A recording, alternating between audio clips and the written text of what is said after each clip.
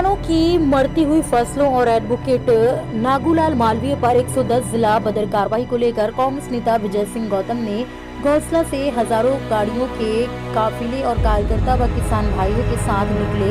घोसला से खेड़ा खजूरिया होते हुए गाड़ियों का काफिला और जनसैलाब महिदपुर पहुंचा, जहां पर भीमखेड़ा से पैदल मार्च करते हुए अंबेडकर चौक पहुंचे तो वहीं विजय सिंह गौतम का जगह जगह पुष्प वर्षा कर स्वागत किया गया। लेकिन जैसे ही विजय सिंह गौतम के समर्थकों ने उन्हें पुष्पमाला पहनाई, गौतम ने उन्हें मना किया। आपको बता दें कि 15 दिन पूर्व किसानों की दयनीय स्थिति को देखकर खुले मंच से गौतम ने संकल्प लिया था कि जब तक अन्नदाताओं की फसलों का 100% सर्वे नहीं होता है, उन्हें मुआवजा नहीं मिलता, तब तक वह पुष्पमाला नहीं पहनेंगे।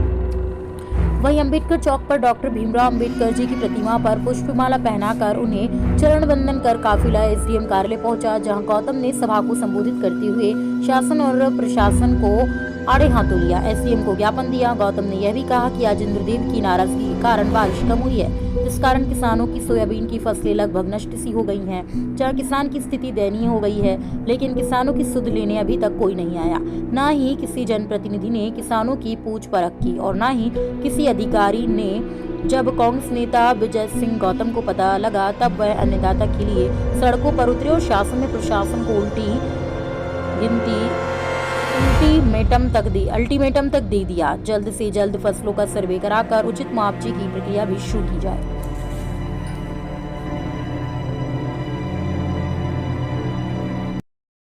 विषय की जानकारी दीजिए। देखिए, किसानों की जो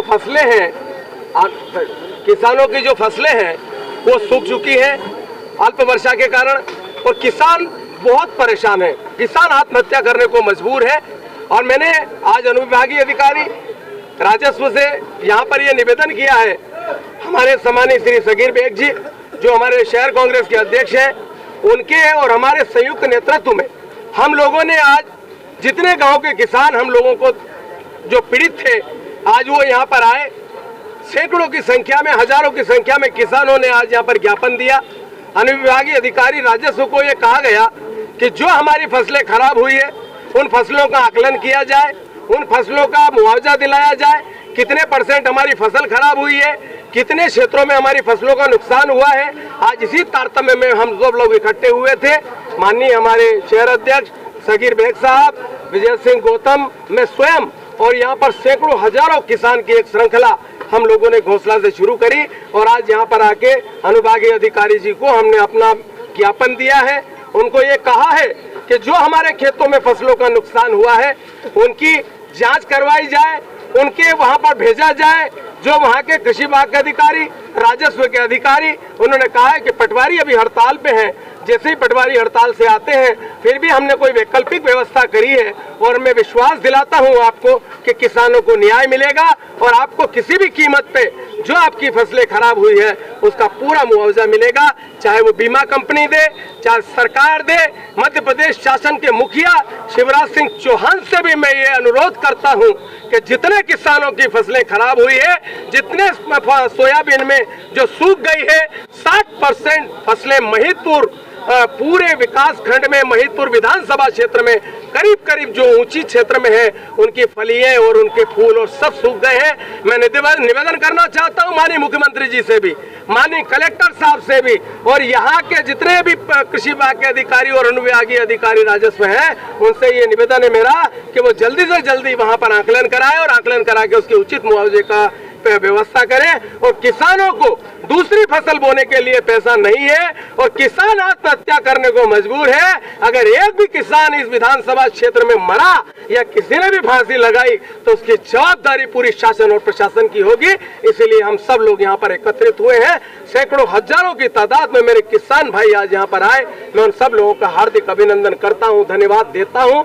मैंने कहा है कि 8 दिन में यहाँ पर हमारे जितने भी लोगों की फसलें खराब हुई है किसानों की, उनके खेतों पे जाकर और उनका आकलन किया जाए। यही हमने आज यहाँ पर ज्ञापन दिया है और यही आज अनुविभागीय अधिकारी को यहाँ पर पूरी जानकारी दी है। अच्छा, आपके द्वारा एक मुद्दा भी उठाया गया था एडवोकेट नागूलाल मालवीय का, जिनको 110 की कार्रवाई कर जिला बदर किया गया। देखिए, यहाँ पर अन्याय और अत्याचार की पराकाष्ठा हो चुकी है। किस पे 110 लग जाएगी, कौन जिला बदर हो जाएगा, किसकी गिरफ्तारी हो जाएगी, कोई भरोसा नहीं है कल तक के लिए।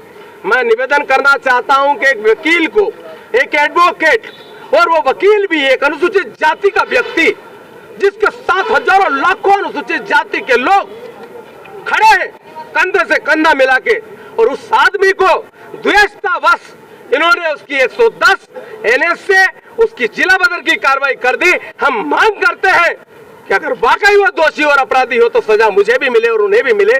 अगर उसका दोष नहीं है और राजनीतिक कुत्सित विचारधाराओं से उसके साथ अगर अन्याय किया गया है तो मैं विश्वास दिलाता हूं शासन और प्रशासन को कि कांग्रेस का एक कार्यकर्ता नागूलाल मालवीय के साथ खड़ा है, न्याय के साथ खड़ा है। अगर इस विधानसभा क्षेत्र में किसी के साथ भी अगर अन्याय हुआ तो हम जो करना पड़ेगा, जिस तरह करना पड़ेगा, चाहे हमें शांतिपूर्वक धरना देना पड़े, चाहे अन्न छोड़ना पड़े, चाहे हमें जो जिस तरह की कार्रवाई करनी पड़े, हम करने को तैयार हैं। और हजारों लोग सड़कों पे निकलेंगे। इस अन्याय को बंद करिए।